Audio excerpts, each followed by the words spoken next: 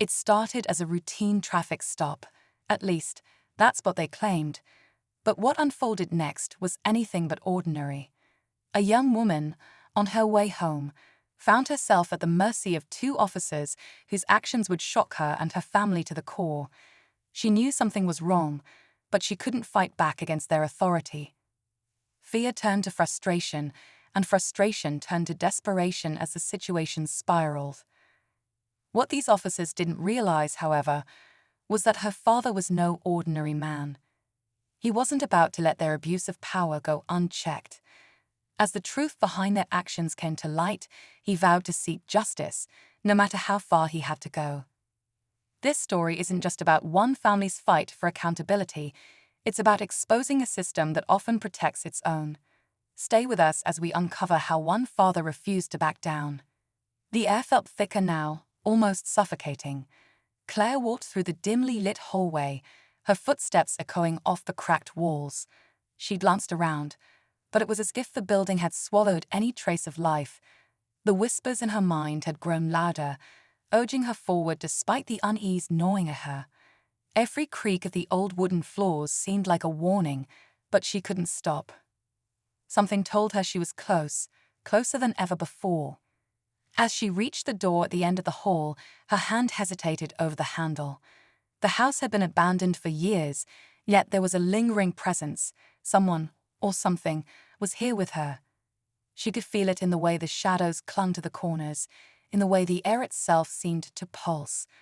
Claire took a deep breath, pushing the door open. Inside, the room was exactly as it had been all those years ago, and that was the problem. It shouldn't have been. Claire stepped cautiously into the room, her breath catching in her throat as she scanned the familiar, yet unlovingly unchanged space. The furniture was covered in dust, and the air was thick with the scent of mildew.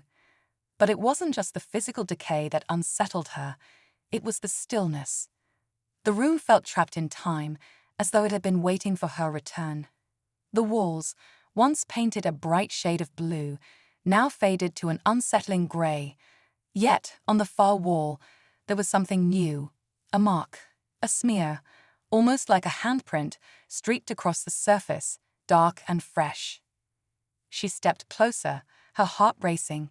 It couldn't be. It was impossible.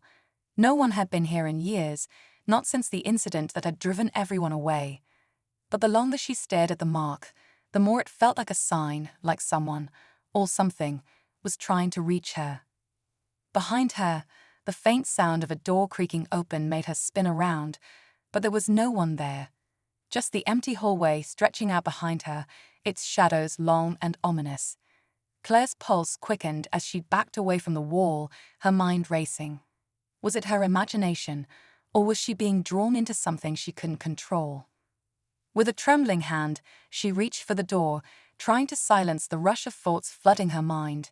Something wasn't right, and she knew it. This wasn't just a forgotten house. It was a place where things had happened, things she had yet to understand. And the longer she stayed, the more she felt as though the house itself was waiting for her to uncover its secrets. Down the hallway, the sound of a door closing softly reached her ears. The footsteps had stopped, but the air was thick with something else now, an unspoken presence that seemed to watch her every move. Claire took a step back, her heart pounding, but the urge to stay and uncover the truth kept her rooted in place. She could feel the weight of whatever had been left behind, lingering in the shadows, and she wasn't sure if it was something she could escape from. Claire's breath caught in her throat as she slowly turned toward the sound of the door closing. The air felt dense, like the walls were closing in on her.